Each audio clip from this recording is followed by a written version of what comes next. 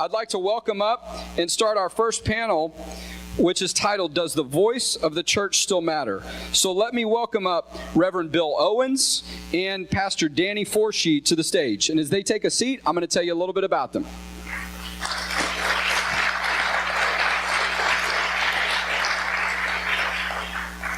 Reverend Bill Owens is the president of the Coalition of African American Pastors, an organization dedicated to promoting and supporting Christ-centered values.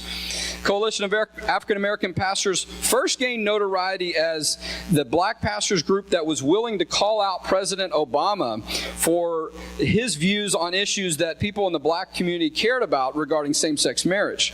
In addition to speaking as an advocate for his faith in relation to education, life, and religious expression, Reverend Owens served as a consultant to many political campaigns, candidates, and organizations. Reverend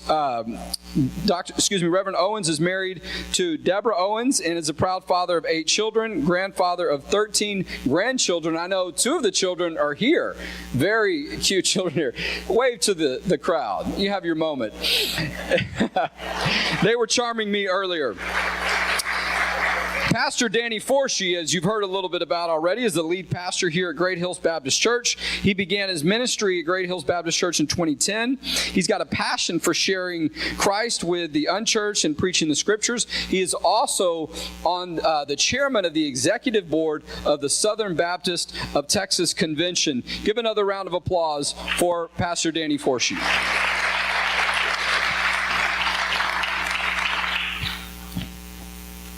So, gentlemen, we came up with this title of this topic, Does the Voice of the Church Still Matter? And it wasn't just to grab people's attention. I'm sure sometimes, even those of us of Christian faith have that thought. When we look at some of the attacks on our biblical values, we look at the attacks on churches themselves as buildings. And so we're not trying to question the power of God and whether it matters, but we thought it's something that we think about sometimes, or that people think about and wonder. But it also is an opportunity for us to talk about the answer to that question that you and I and others probably in church leadership experience every day, is that absolutely the voice of the church matters. But a lot of that goes back to where ministry started. Is your microphone working? So, Pastor Forshee, tell us a little bit about how you got involved in church leadership and why you're involved in public policy as a pastor. Okay, Jonathan, thank you. And again, just welcome you guys. Glad you are here. Glad you're on our church campus, and delighted to have you see some familiar faces and good friends out there. And my wife is getting off work to come join us as well. I hope we'll give her a seat. Would that be okay if we get her a seat in here? I see one right here on the front row. Good deal. That we can work her into. Yes. So I became a follower of Christ really when I was in college. I was raised in a quasi-Christian home with a godly mom and a dad that really didn't know the Lord. And so when they divorced, our world was pretty shattered with 4 boys in the family, and we all migrated, went with our mom. And so that began our journey. And so really in high school, people started investing in us, inviting us to church. And really it wasn't until college that I accepted Christ as my Savior and Lord and committed my life to Him, and knew the destiny of my life was to serve Him vocationally. And I didn't really know what that meant. I felt like it may be a pastor, maybe an evangelist or whatever. And so that's the genesis of my life and movement. I met the Lord and I met my wife the next year, and we've been married 33 years. And so that's how I got into ministry. And I went to school, went to Southwestern Seminary, got my degrees, and then started teaching at one of our Southern Baptist seminaries, and then pastoring churches in different places in the country, and have landed here in Austin. And this is our home. This is where God has us. And if I were to try to leave, I don't think my wife would go with me. I think she loves it so much, and just as a joke, she absolutely loves it being here, and I do too. And so that's just kind of our journey, how we got here. As far as the public policy question, and I'm an introvert at heart. I love to study and I love to preach. And as far as being out front and vocal on issues, I really never saw myself in that light until I moved here. It's just like that was part of God's call and destiny on my life, was to come and to bring me out of my shell and to make me more prominent in public policy and matters. And so I've had multiple trips down to the Capitol, and each time I go, I think I'm the most nervous person there. You know, he said, well, you're a pastor, you're a leader in the community, and you speak before all these people, surely. I know, I've surely got nervous each time I did it, but there was such a peace and the power of the Holy Spirit comes over you when you just stand up. You know, I like what Nicole said. You know, the rewards go to those who show up. You know, and Woody Allen, the film producer, said 80% of success is showing up. And so just showing up with your voice and letting your voice be heard, not in a recalcitrant, bellicose, warlike way, but in a kind, compassionate way, standing for the truth. I sound like I'm preaching, so I'll be quiet. So that's us. Hey, brother, we're in church. Come on. Well, and it's relevant to the question we're asking, if you will, or the topic of this panel, because it can lead people to believe if pastors, church leaders are not involved in public policy, if they don't go to the Capitol, or if they don't go to their city government or their school board or whatever, if they're not represented in some ways, that it doesn't matter, or that maybe people, they don't care. They'll just stay in their church and, not be concerned with some of those things that happen. And so I'm at the Capitol and I'm in government, and so our team, we're in those spaces all the time. So we see the impact in how people can change when a pastor shows up. It's quite dynamic. We'll talk a little bit more about that in just a minute. Pastor Owens, you and I have been able to get to know each other for the past couple of years, and I've really enjoyed it. But you bring a whole lot more experience to the table when it comes to being active out in public than I do. And so we won't mention my birthday. We won't talk about birthdays up here, but there's no question. That is a compliment I'm trying to give you about the amount of work that you've done, the miles, the feet, whatever that you've walked. Tell us a little bit about your background and how you got involved in issues related to the church and church ministry before you got involved in public policy. I can tell you, I have a rich history. I'm 80 years old, happy as I can be, still working 12 hours a day. Let me tell you about my background.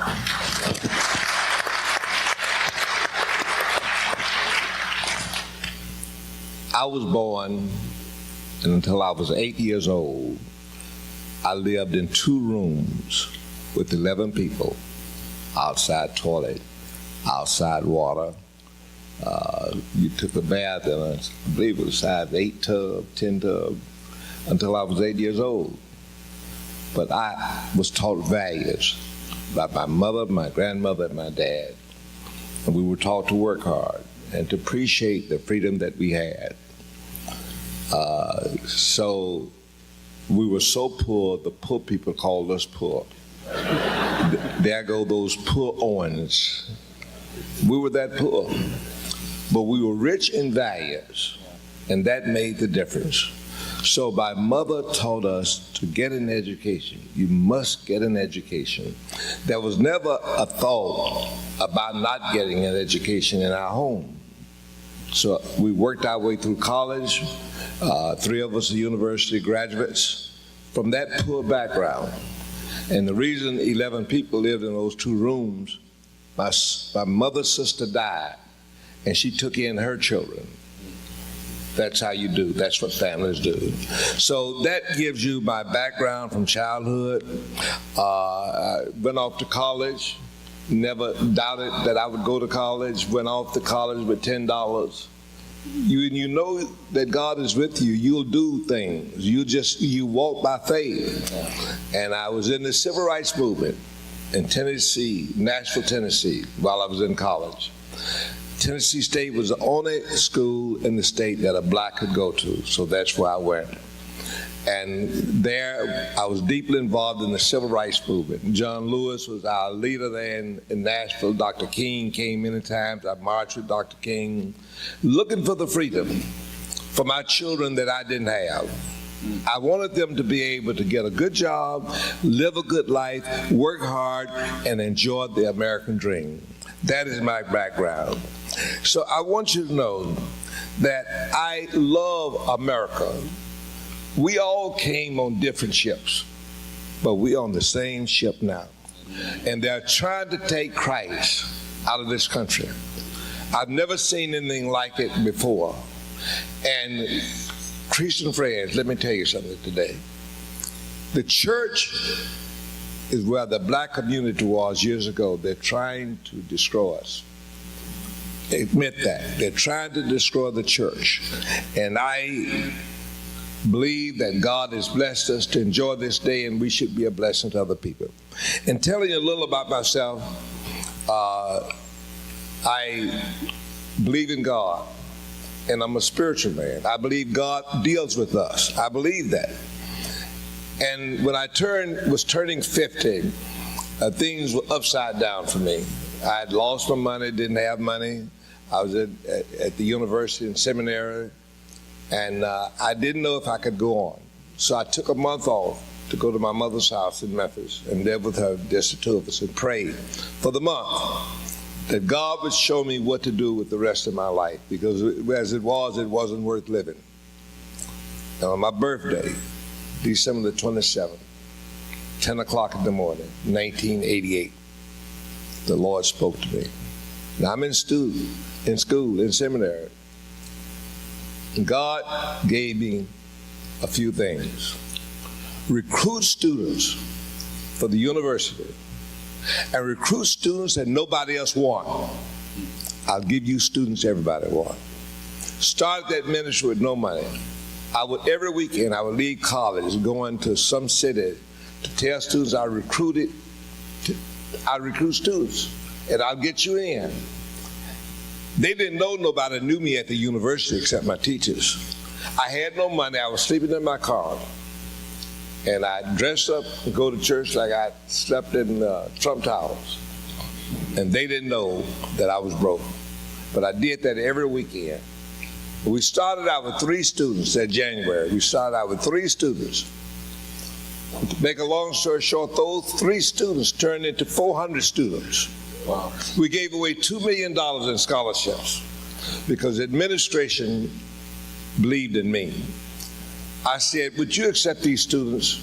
The 3 students we recruited, not one of them qualified to get in a university. I said, would you take these students on probation, and I will mentor them myself. I'm an ex-school teacher. So they accepted that, and then opened the door for me to bring other students if I took responsibility.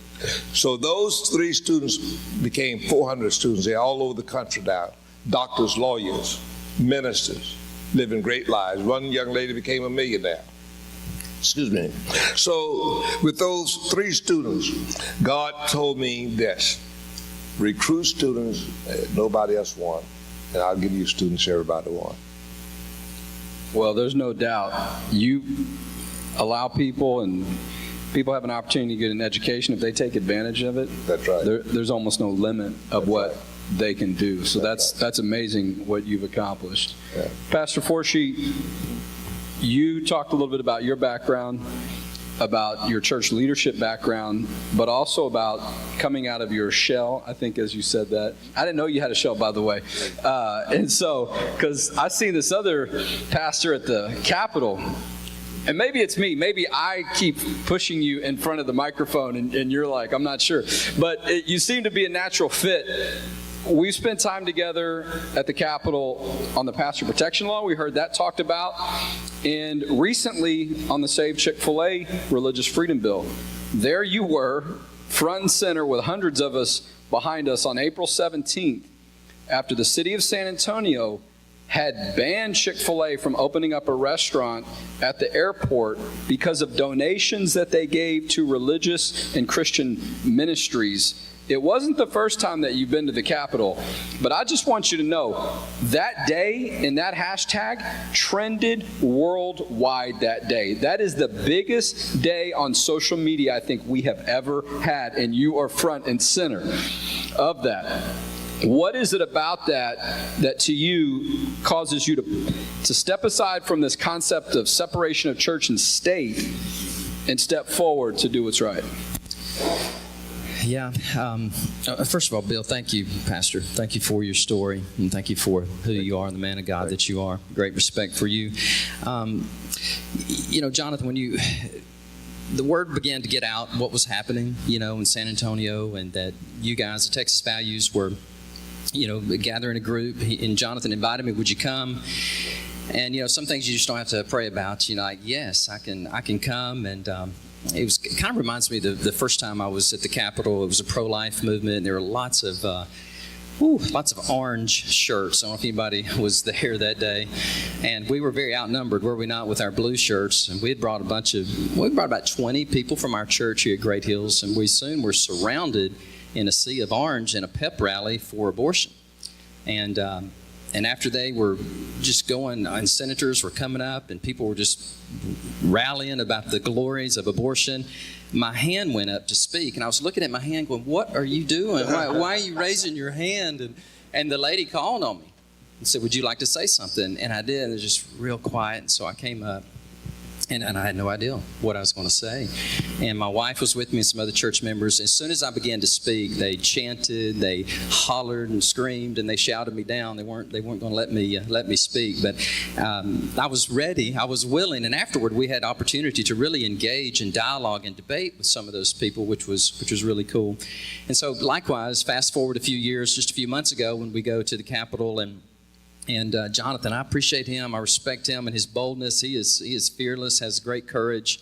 And so I step up to the mic, and it's one of those moments again where, Lord, give me the words to say. And so we did, and we just, this whole separation of church and state, that's a really interesting thing, and it is such it's been so misconstrued and twisted. When you look at the genesis of that, and I've been studying this with Thomas Jefferson. He's the one who coined that phrase in a letter to a bunch of Baptists in Connecticut, Danbury Baptist, in 1796 or somewhere in there.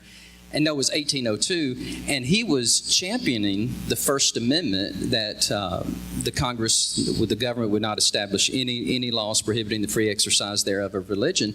And he coined this phrase, therefore, a great wall of separation has been established between church and state. And the context is, this is a good thing to protect you, the church. It was never meant to protect the state from the influence of the church. And so people have misconstrued that and say, separation church and state. That's the history of that. And so we have history on our side, we have truth on our side. And when you take a stand for biblical morality, things like marriage between one man and one woman for one life, that the life is sacred from the womb to the tomb, right?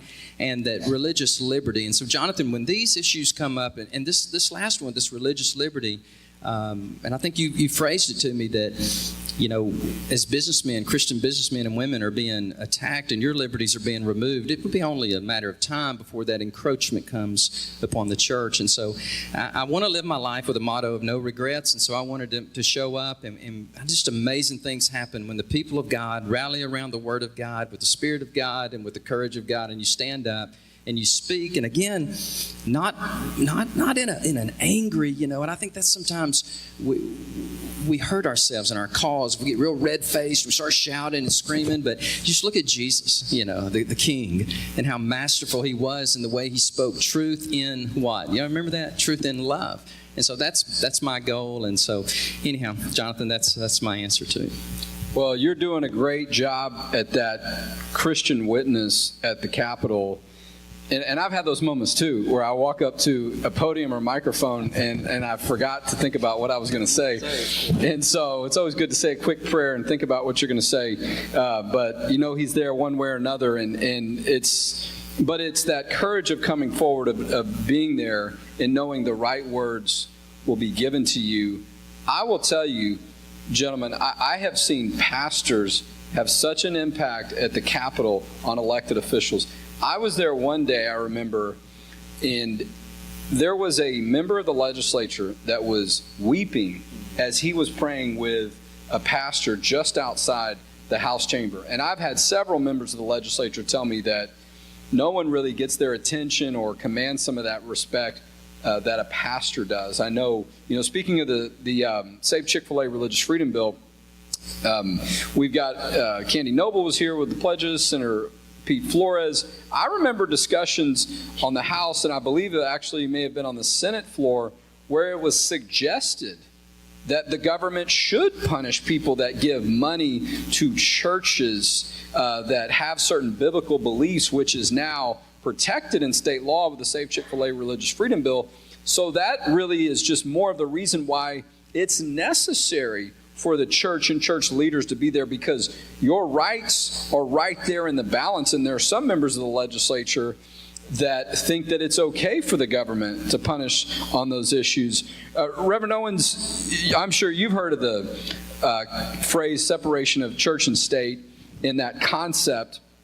And some people could think your presence at a legislative body, whatever, is somehow going against that if they believe in it. Tell us about what your view is on that concept and why it's important for people of faith to push back against that narrative. If the people of faith do not stand up, we're going to lose our rights. It was the church, the black church, that led the civil rights movement. All of the goodness in people's heart made that movement successful. I'm afraid now, when I see what is happening to the black community, that the left has taken this thing and their efforts to destroy everything accomplished in the civil rights movement and move it over to gay rights.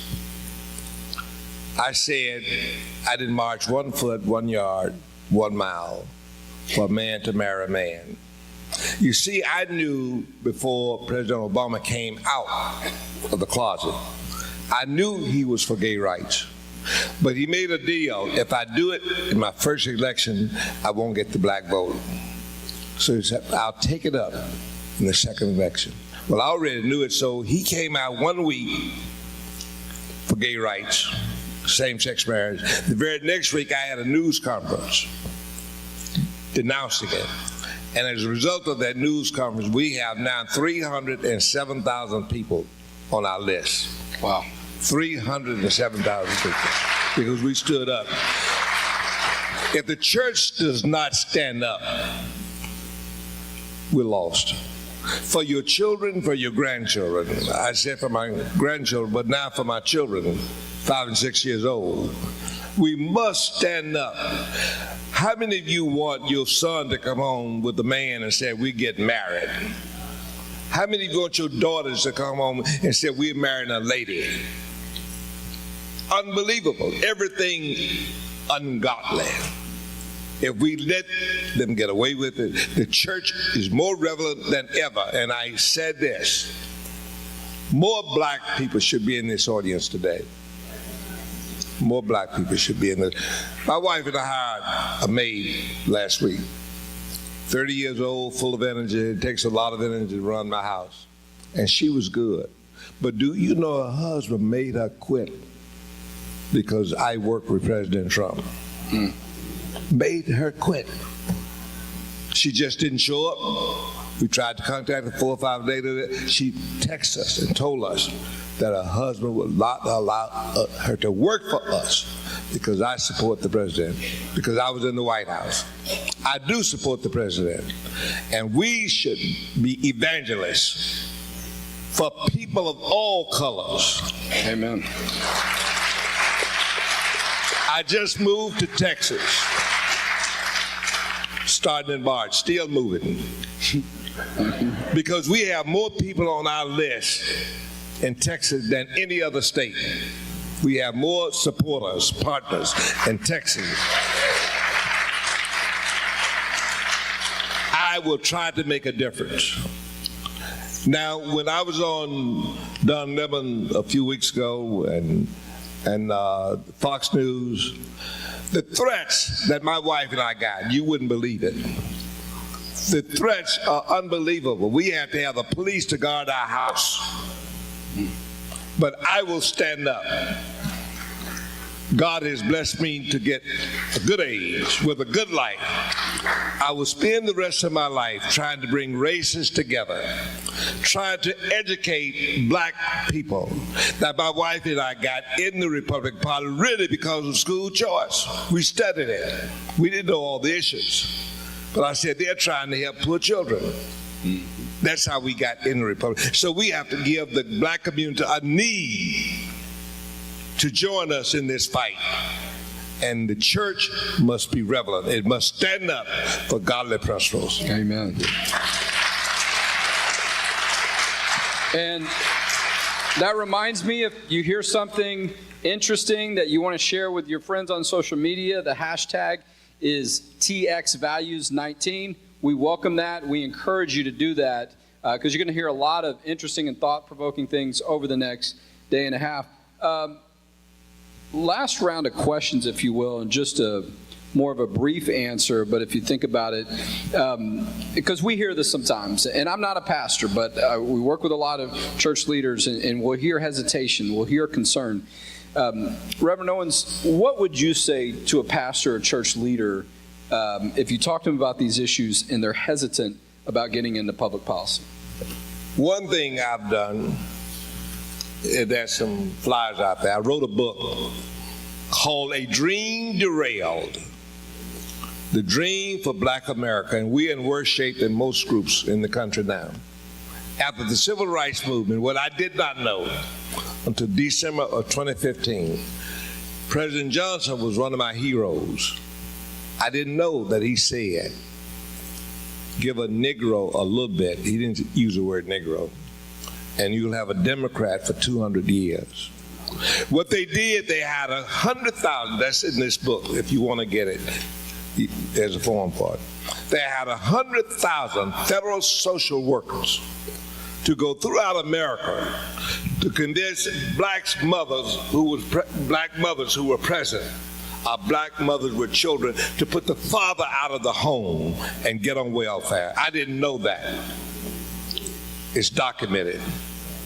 They did that. President Johnson was one of my heroes. I didn't know that was the other side of his story until I studied it. 100,000 social, to just go talk to black women and get them to put the father out the home and put them on welfare. And that's the reason so many black people on welfare now. When you talk about electing a president, most women, black women say, well, he's going to take away my what? He's going to take away my check. I don't depend on a check from anybody except I earned it. So does that answer the question? That's a great, and that's an answer because that's your experience of what you come across and what matters. And that also is a reminder of how valuable information is, particularly historical information, from a president who did things at that time that also negatively impacted religious freedom. Pastor Forshee, we talked a little bit about some of the work that you and I have done. Reverend Owens, you were very involved in things in Houston and other work and movement to support traditional marriage, to support issues of privacy, pro-life. Pastor Forshee, I imagine you've come across people at times, maybe you even had the thought, maybe a few years ago before we started inviting you a lot, but this idea of getting involved in public policy and pastors. What would you tell people, a Christian or a church leader, if they're hesitant about getting involved in public policy? Yeah, I would encourage them as they pray, because we're people of prayer and we're praying for our nation. And as you pray and you read the Word of God, you come across verses like the great Sermon on the Mount, Matthew 5:13-16, where Jesus said, you're the salt of the earth, right? And you're the light of the world. And a verse that really means a lot to me that kind of brings me out of my shell is that, I think it's verse 15, where it says, you don't take a light and put it under a bushel. You don't take the light and take it off the table, but you put the light on the stand so that it can be conspicuous, so that it can be seen and dispel, the darkness. But I get it, Jonathan. I get the pressures and the time constraints on pastors. I mean, there's I mean, nobody does this unless you're called to do it. There's always something to do, and we do it because we love the Lord, we love our people, and you can push things to the max and to the margins and say, well, and a lot of guys say, I just don't have time. I just don't have time taking care of my church, taking care of my family, and so forth.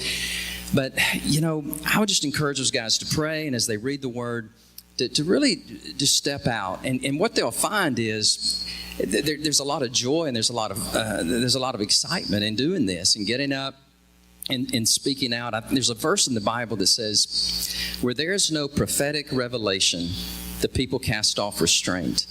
Happy is he who keeps the law," as Proverbs 29:18. And so I encourage guys, not only in precept and teaching, but also with example as you go. And another thing that I think it encourages and somewhat galvanizes our people, when our people at Great Hills, and I don't do this for this reason, that they might see me on one of these clips or might see me down at the Capitol. I don't do that to be seen, but as word gets out that, hey, our pastor is really trying to take a stand for what we believe in, then I think it rallies them. I think it encourages them. They say, well, our pastor, he's willing to do that, so why aren't we willing to, to stand up? And I just don't want it on my watch that our freedoms were taken away on our watch. I don't want that. I want to stand. So, thank you. Well, and look, that one day you were there, the Save Chick-fil-A Day on April 17th, I mentioned about the impact we had on social media that day, trending worldwide, likely the most impact and stats and numbers that we've ever had on one day in social media. But it also was a day where there was a hearing on several pieces of legislation. And I have to tell you, I don't remember exactly what the timing was, but I think we made the decision to have that rally, if you will, and press conference maybe 36 or 24 hours before we did it. And that's what happens sometimes. You try to, almost thread the needle. But I just also want you to know, and Reverend Owens too, when we make that call, we try to wait until it's like maybe that 1 or 2 days where your impact can be made even more. And particularly with you being located here in Austin, it's such a resource and it's so encouraging. But every now and then you have those days. And that hearing on several pieces of religious liberty legislation, and some that were trying to take away those rights, bills that were bad bills, we called them ban the Bible bills, the hearing went on until 7:30, I think, the next morning. And so sometimes you get those days and you pray for that everything comes together and you can make an impact. And you come over to one day, that's all it can take sometimes to make that tremendous impact. And Reverend Owens, I know some of the things you've been involved in too, where those moments that particularly on the national news networks, where nowadays you get 15, 30 seconds maybe of a soundbite, but it can make a tremendous impact. So I just want to encourage both of you gentlemen and your families, if they're here. Did your wife make it? What time did you say she's coming? Yeah, she's standing in the Where back is she? there. So she's in the very back. She's waving at us. So, Jonathan, I will say one thing about that I don't think I've shared with you this, and I hesitate to share this because I don't want to be misunderstood. But sure. What I haven't told you is throughout that day I was texting Dan Cathy. He was watching online and he was saying, "Keep me posted, keep me posted." Wow! And so I don't think I've even told you this yet. So it's a strange sort of set of circumstances how I even got to know him and got his text. I got his phone number, but anyhow, he was asking what's coming up next, what's happening. So. Isn't it amazing how when God asks you to do something and you do it, He uses you in ways you don't even realize? And before we skip forward on that, just if you'll let the audience, in case some people may not know who Dan Cathy is. Well, he's the CEO of Chick-fil-A. Yeah. He runs Chick-fil-A. So that's who was communicating with you on the day we were having our Save Chick-fil-A Religious Freedom Rally. That's quite impressive. I think that's a great point for us to end this panel and give both of our panelists, Reverend Bill Owens, Pastor Danny Forshee, a wonderful round of applause. Thank you so much for your participation. Jonathan, could I say one more thing? I think it's very important. What the left has done, they've taken a civil rights movement and directed it to gay rights. Blacks in America are suffering today. They don't care about them. They have taken it all about homosexuality Just be aware of that. And we'll have more information about that in the next day and a half on the sexuality issues. Thank you very much, gentlemen. Thank you.